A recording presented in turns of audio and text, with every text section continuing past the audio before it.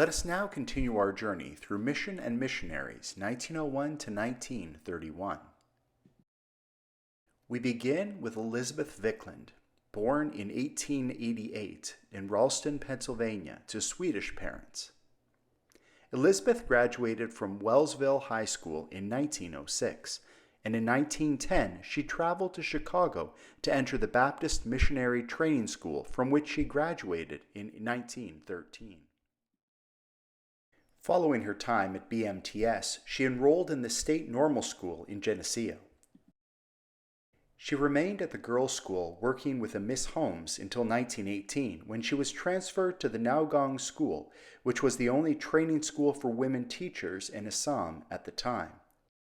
During her tenure in Assam, Miss Vickland wrote extensively about the work of the site she served, including 2 booklets, Kingdom Conquest in Fair Assam and The Jubilee Year at Naugong, Assam. In 1932, she resigned her missionary appointment due to failing health, and in December of 1978, she died at the Salamanca Nursing Home, Salamanca, New York. Next we have Doris Frederiksen, who was born in Congo Free State, Africa, to parents who were missionaries at Sonobata. Here we have an image of the Sonobata girls. When Doris was 18 months old, she was taken to Norway to live with relatives, and by 1913 she went to the United States to attend Denison University in Granville, Ohio. Following that, she became a student at the Baptist Missionary Training School in Chicago, and in 1920 she was appointed by the Women's American Baptist Home Mission Society to take charge of the Normal and Missionary Training School in Puebla, Mexico.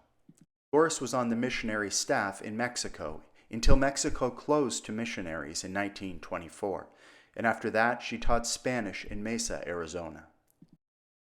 Next we have Ruth Magum. When she was born in 1894 in Rochester, New York, the doctor made the comment, "God has a plan for this baby." Ruth grew up at LABC, where her parents were actively engaged in the work of the church. She loved Sunday school, and on Sunday afternoons would teach the Sunday school lesson to her dolls.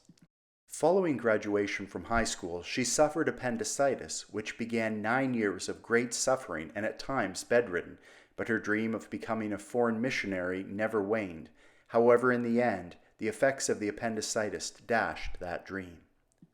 In 1922, when Ruth was 28 years old, Miss Lillian Corwin, who was an LABC home missionary to the Indians in Stewart, began to experience poor health and wrote to Dr. Bevan, requesting the church to send an assistant. Dr. Bevan and Dr. Marcina Riker immediately thought of Ruth, and on Sunday, November 5th, 1922, LABC commissioned Ruth to become Miss Corwin's assistant, and she departed that evening. At Stewart, Ruth worked most extensively with the Indian children. In addition, Ruth worked with the older girls, in particular the girls' pyramid team. Miss Corwin died in 1923, which brought Ruth's service at Stewart to a close, but she did not return to Rochester and instead enrolled in the Baptist Missionary Training School in Chicago. Her first assignment was Bethel House in Campbell, Ohio, an industrial suburb of Youngstown. After 20 years as the executive director at Bethel House, she was assigned by the American Baptist Home Mission Society to Bethel House in North Boston. After her retirement, Ruth returned to Rochester, New York, and engaged in the life of LABC.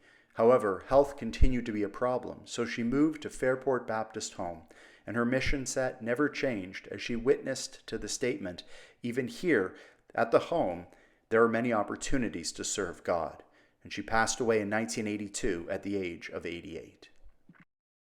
And here we have Beatrice Underwood, who was born in Bryant, South Dakota in 1889.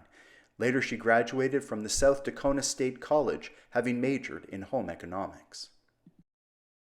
After returning home to help her parents on the farm, she entered the Baptist Missionary Training School for a 1-year course, and following her time at BMTS, she taught school at Henry, South Dakota. Her first mission appointment came in 1924 when she took the position of house mother at the Kodiak Baptist Orphanage in Alaska. In 1926, she was appointed to the Stewart Indian School in Stewart, Nevada. Her position at Stewart was funded by LABC through the endowment of Lily Corwin, at LABC's home missionary. With the help of the endowment by Lily Corwin, LABC was able to continue to fund the Stewart Indian School. Next we have Donald Fay, who was born in West China. In about 1919, having been affiliated with the Baptist Mission, he traveled to Rochester, New York, and enrolled in the Rochester Theological Seminary. When he returned to West China, he became the first native of West China to be ordained, and in March of 1923 he was installed as the pastor of Chengtu Baptist Church. While at Chengtu Baptist, he was actively engaged in the Baptist College, generous with his time and knowledge that he had gained from his time at RTS. The intent was to provide a broad body of courses that would fit the needs of the Chinese students, and by doing so in West China, they would not have to go abroad for education beyond high school. They also established the Union Bible Training School, a normal school, a middle school, and the Missionaries Training School. Reverend Fay served as the moderator of the Chinese Baptist Church's convention. And at the same time, he also gave oversight to the City Boys Primary School. Here we have an image of the Fay family. As you can see, the connections of Lake Avenue Baptist Church extend far beyond Rochester, New York, and we encourage you to visit lakeavbaptistchurch.org to see more.